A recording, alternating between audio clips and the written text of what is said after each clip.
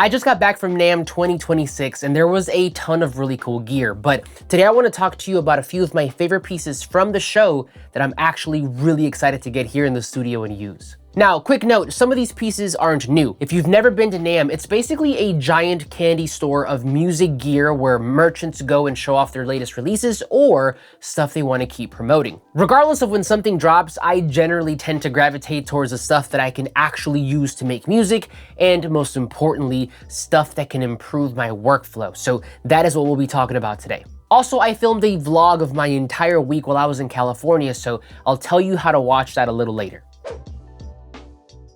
Okay, so you know we had to kick things off with the new Fender Motion Controllers. If you're unfamiliar, PreSonus, before the Fender acquisition, made two MIDI controllers for Studio One called the Atom, which was a 16-pad unit, and the Atom SQ, which was a 32-pad unit. I reviewed both of these units here on the channel, so if you want to watch those videos after this one, I'll make sure to link those videos down below. In any case, we really haven't seen many updates to the Atom line in a while, but when Fender Studio Pro was announced last month, two new units appeared on the Fender website, and it got everybody talking. Now, unfortunately, there still isn't a ton of official detail out yet, as Fender seemed to just announce them quietly, maybe to give Fender Studio Pro 8 all the spotlight, and there isn't even a release date yet. But they were at the Fender Studio booth at NAMM, and that's where I learned that although they look similar to the Atoms, they're not actually replacements, but rather two brand new units that took inspiration from the Atoms. I don't have every spec yet, but I was told that they're going to have brand new FTAR pads, which is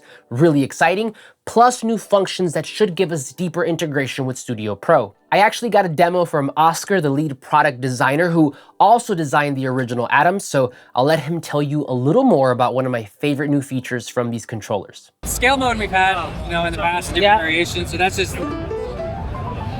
scale up and minor, right? Chord mode, we have two different versions of chord mode. This is what we call famous chord mode. So I take famous chord progressions and they're mapped out. Right? And that's a one-button press. One button. And so each color group is a different chord in that progression. And then across it is different inversion or variation. So we got... I'm not gonna lie, I'm really excited to get these here in the studio, and you already know that I'll be doing videos on both when they drop, so stay tuned.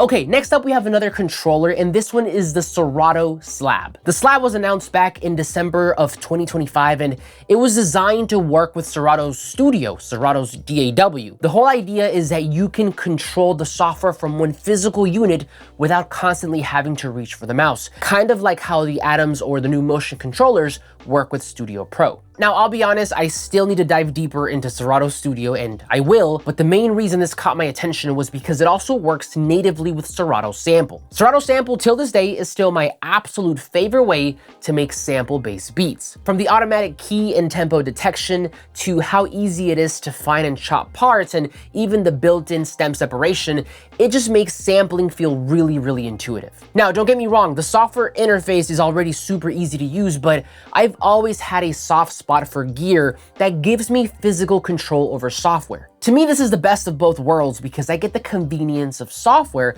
but also the tactile feedback and control of hardware. And I don't know, maybe I'm just old school, but the idea of scrubbing through a sample, setting cue points, and triggering chops with pads, that still gets me hyped. I got a brief demo of the Slab at NAMM and I immediately fell in love, so hopefully I can get one here in the studio soon and use it to start making some more beats.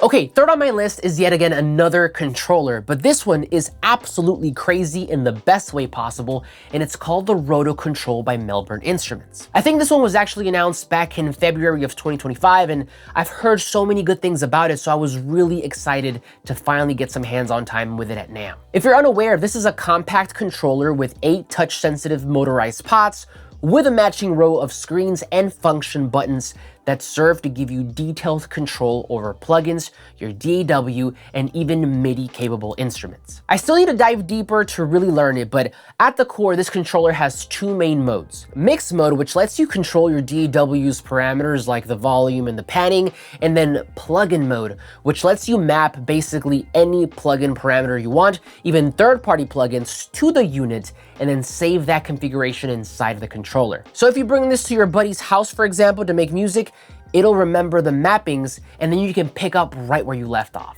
Now, here's where we have good and bad news. The bad news is that at the moment, it only has native support for Ableton Logic and Bitwig, so that's a bummer because this would be insane for Studio Pro. The good news though is that after talking to the Melbourne Instruments team, they seemed really interested in bringing support over to Studio Pro. Because I know the guys over at Fender, I made the introduction, and Fender seemed to also be interested in making something happen. I don't have any more info past that, nor do I have confirmation that this collab will move forward, but both teams seem to really like the idea of working together, so hopefully something works out and we get Studio Pro support soon.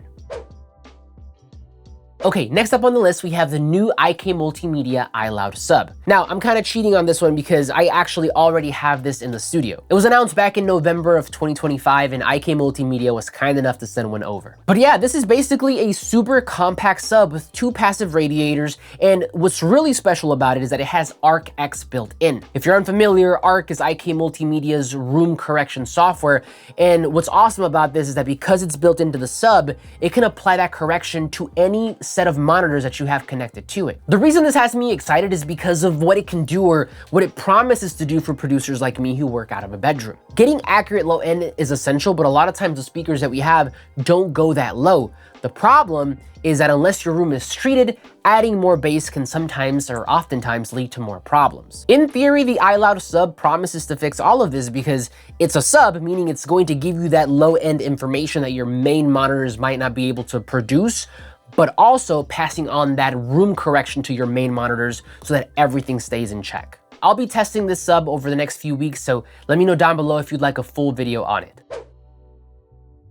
Okay, last but not least, we have the Akai MPC Live 3. Now, the hot topic at the Akai booth this year was the new MPC XL that they unveiled at NAMM, and I'm not gonna lie, it looked incredible. The thing is, I've never actually owned an MPC, and so jumping straight into the flagship feels like it might be a little overwhelming. Not to mention that if I'm being totally honest, I just don't have the space for something that big right now. The MPC Live 3, on the other hand, is way more realistic for me. It's smaller, plus it has a built-in battery and a built-in speaker, and so in theory, not only could I use this in the studio, but I could also take it with me on the go. The MPC is attractive to me because as much as I love software, there are times when I just want to create without staring at a computer screen. Not to mention that the MPC is also iconic in hip-hop workflows, and I've been wanting to learn it for a really long time. But there you have it. Those are 5 pieces of gear that I saw at NAMM 2026 that I'm excited to get here in the studio. And as I mentioned earlier, I did film my entire week in California vlog style. That video will be up in a few days, but it's going to be for members only. If you want to support what I do here and get some extra behind the scenes stuff like this vlog,